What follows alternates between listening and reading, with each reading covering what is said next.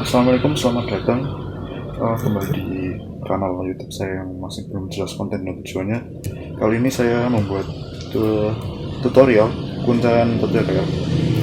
Tutorial kali ini berhubungan dengan programming ya. Jadi kalau yang nggak ada hubungan sama programming ya silakan skip saja tayangan ini, nggak apa-apa. Sebelum masuk ke materi, kenapa saya bikin judul tutorial ini cara susah? Ya, karena dalam Vue.js itu kan sudah dalam bentuk komponen ya. Artinya di luar sana sudah banyak komponen data table yang sudah ada pagination-nya sebenarnya. Jadi ya sangat manual itulah untuk pagination di Vue.js ini. Kemudian kenapa saya membuat tutorial ini? Karena saya sering membuat komponen pagination ini. Terus kemudian yang kedua, kenapa saya bikin tutorial ini? Ya saya cuma ngisi waktu aja. Di situasi saat ini saya jarang mendapatkan proyek-proyek di luar gitu. Jadi ya bagi pemirsa yang mungkin punya proyek kan, bolehlah bagi-bagi. Oke. Kemudian kita masuk ke materinya. Jadi untuk materi kali ini kan sesuai judulnya, membuat pagination di Vue.js. Udah tahu Vue.js lah ya. Kalau belum tahu Vue.js jangan kesini. Kalau mau nekat ya nggak apa-apa sih sebenarnya. Mau nekat semoga bisa bikin pagination pakai Vue.js. Kemudian tutorial kali ini berhubungan dengan data. Nah, banyak cara penyajian data. Salah satunya itu ya dengan tabel, atau kalau dalam bahasa yang keren itu tabulasi. Dan seringkali kita itu punya data, dan datanya itu banyak sekali. Data yang banyak itu mau kita tampilkan dalam bentuk tabel, karena yang proper dalam bentuk tabel atau cuma kita biasanya pakai bentuk tabel. Nah, kalau datanya itu banyak sekali dan tabelnya sangat panjang sehingga nyekrolnya bisa sampai besok, itu kan nggak bagus secara UX. Untuk pengguna akan berpikir, apa ini datanya kok banyak sekali. Makanya salah satu solusinya adalah tabel itu dipecah dalam bentuk halaman-halaman, atau ya bahasa kerennya pagination. Untuk cara yang saya gunakan ini menggunakan ya pure dengan Vue.js, main logika saja. Terus sebelum kita masuk ke tutorial, ada beberapa yang perlu dipersiapkan. Yang pertama, pengetahuan tentang JavaScript, HTML, dan CSS itu ya harus tahu, karena kalau belum tahu saya nggak menjelaskan di video kali ini. Kemudian pemanggilan API juga harus tahu dasar-dasarnya. Kalaupun teknologi tersebut Anda para pemirsa belum tahu, ya nggak apa-apa. Kalau mau tetap nonton, mau tetap nekat dilakukan juga nggak apa-apa. Ya nekat pun kalau berhasil kan keren juga. Terus alat tempur untuk tutorial ini adalah yang pertama editor. Bebas, silakan Anda mau pilih editor apa yang Anda nyaman. Bisa Sublime, bisa Visual Studio Code, bisa Notepad juga bisa, atau terserah lah, atau V kalau mau canggih yang jarinya sudah lincah. Kalau saya prefer ke Visual Studio Code, dan pilih yang enteng buat komputer ya, kecuali komputer Anda Asus ROG atau MacBook sih nggak usah pikir. Kemudian yang kedua adalah Vue.js. Kenapa? Ya suka aja, saya memang suka pakai Vue.js. Beberapa pekerjaan saya juga pakai Vue.js karena saya sudah terbiasa pakai itu. Terus saya kalau kali ini Vue.js nya saya perlakukan sebagai library, jadi saya insertkan di script HTML di bodinya, dan itu dari CDN, Content Delivery Network. Dan saya pakai view-nya cuma untuk interaksi UI-nya saja, jadi nggak rumit-rumit. Nah, kalau mau nyoba dengan cara full project Vue.js yang di generate pakai CLI, silakan saja, tapi saya tidak mengcover itu untuk kali ini. Kemudian untuk membantu mempercantik tampilan, meskipun saya nggak fokus di tampilan ya kali ini, itu saya pakai Bulma CSS. Jadi kenapa nggak pakai Bootstrap? Ya nggak apa-apa. Saya cuma suka yang unik-unik aja, gitu. Yang mungkin nggak biasa dipakai di, ya sebenarnya biasa dipakai juga sih, cuma nggak umum di tutorial itu pakai Bulma. Tapi saya kali ini pakai Bulma, nggak beda jauh kok sama Bootstrap. Kemudian API resource, jadi data yang kita tampilkan itu dari suatu sumber, dan saya nggak bikin itu sendiri. Saya pakai resource COVID dari Madroid. Kenapa pakai resource data COVID? Karena statistik COVID ini sekarang kan lagi sebutlah trending lah, menampilkan data COVID, jadi relevan dengan situasi saat ini, dan datanya juga lumayan banyak. Itu data per provinsi di Indonesia, ya meskipun cuma 35 sebenarnya. Cuma dengan data ini kan siapa tahu mungkin pemirsa mau mengembangkan monitoring statistik corona jadi lebih luas lagi kan, bisa. Kemudian untuk berkaitan dengan pemanggilan API itu, saya menggunakan bantuan library Axios. Kenapa pakai Axios? Ya nggak apa-apa, supaya cepat dan mudah aja. Kalau misalnya pemirsa mau pakai fitur fetch dari JavaScript yang bawaan, boleh. Mau pakai jQuery juga boleh, tapi untuk tutorial kali ini saya pakai Axios. Oke, kita mulai tutorialnya. Yang pertama, kita buka Visual Studio Code, kemudian buka file, buat file baru di situ, new file, Ctrl N, anything you can do lah, pokoknya gimana caranya bikin file baru. Oke, setelah bikin file baru, kita set bahasa filenya jadi HTML dengan cara Ctrl+C, lalu kita pilih change language mode atau ketik ulang juga bisa, change language mode. Kemudian kita ketikkan HTML. Nah, selesai. Cara ngeceknya apakah ini sudah berubah ke HTML atau belum adalah di kanan bawah sini ada tulisan HTML. Kalau sudah ada tulisan HTML berarti sudah betul. Kemudian kita akan membuat sebuah file HTML, dan untuk membuat secara cepat file HTML ini, kita ketikkan saja tanda seru, ada suggestion abbreviation, kita langsung tekan enter saja supaya membuat sebuah dokumen HTML. Kemudian silakan ganti properti head, title, dan lain-lain sesuka Anda lah. Untuk kali ini saya gunakan page nation saja. Oke, kita tambahkan CSS Bulma. Saya pakai CSS yang CDM.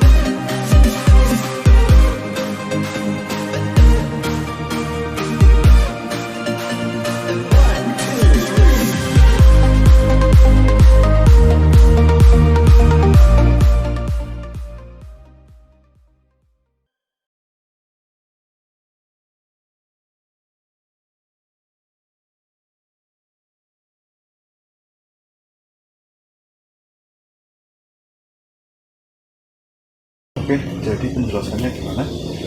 Kita akan menampilkan oh ya, kita akan menampilkan ini data keberapa sampai data keberapa. Kenapa ada operator seperti ini? Ini maksudnya ternary ya. Ternary itu kondisi apakah angka n ini lebih besar dari panjang array list. Kalau iya, maka tampilkan array list nya saja, atau jika tidak, maka tampilkan angka n-nya. Jadi misalnya n-nya 30, tapi misalnya arraynya panjangnya 35, tapi n-nya sudah 40. Apakah kita akan bilang ini data 31 sampai 40 dari 35 data, terus data yang ke 36 hingga 40 itu kemana? Makanya kita kasih kondisi kalau n-nya sudah lebih besar dari list length. Dalam kasus yang tadi saya bilang ada 35 lebih besar dari 40, maka itu kan lebih besar, maka kita ambilkan panjang arraynya saja, yaitu 35. Dan kalau tidak lebih besar, belum sampai 35 atau lebih dari 35, itu nanti kita tampilkan n-nya saja. Misalnya dari data ke 11 sampai 20, ya itu yang kita tampilkan 20 nya.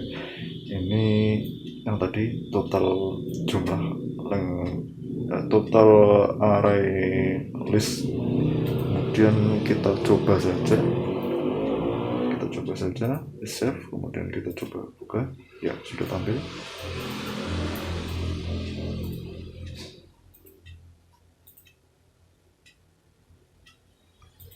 Nah ini oke. Kemudian kita mau perkaya lagi fitur pagination ini dengan loncat ke halaman tertentu. Ya, loncat ke halaman tertentu. Kenapa? Ya karena misalnya saya ingin lihat data ke 25, gimana caranya? Geser ke kiri. Tapi kalau saya mau lihat data ke 3, gimana?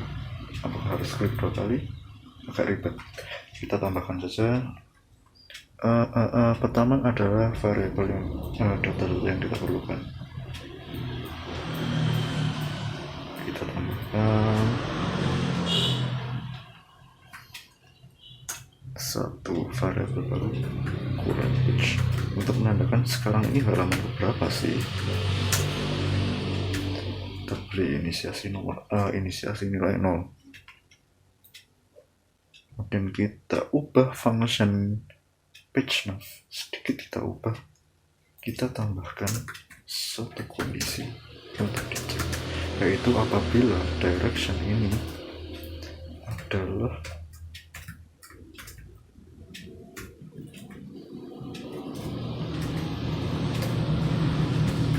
angka, maka kita cek dengan cara tanda seru is not. Apakah ini bukan angka? Jadi ini harusnya bukan huruf. Ketika bukan huruf, tambahkan dulu n-nya sebanyak angka dari direction ini dikalikan dengan 10, karena kita satu halaman tampilkan 10 data. Kemudian kita sesuaikan beginnya, yaitu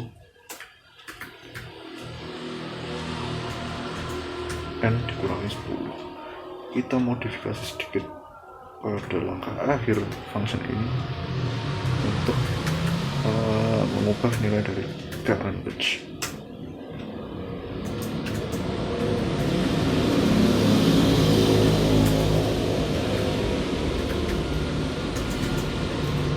Oke, langkah berikutnya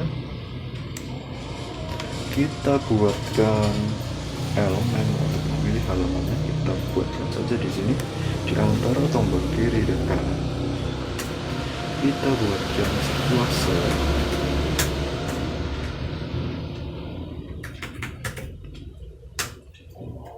Kita nggak perlu atribut ini. Kemudian kita bind dengan data current page.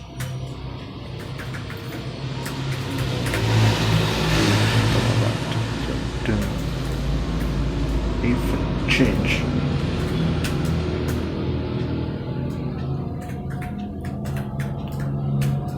page name dan akan dibuka page.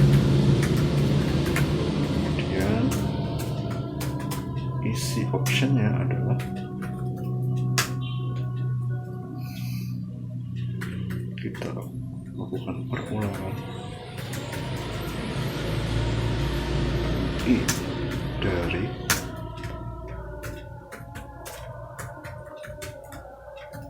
bulatan ke atas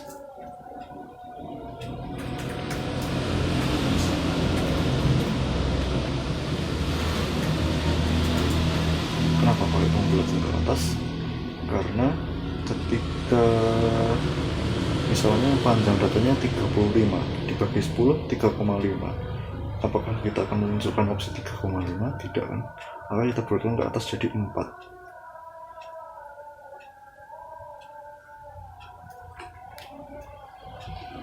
Kemudian untuk value kita bind dari perulangan itu I, begitu juga dengan I, simpan, kemudian kita refresh di cursor, halamannya sudah muncul, kita mau langsung loncat ke halaman 3, halaman 4, berhasil. Oke.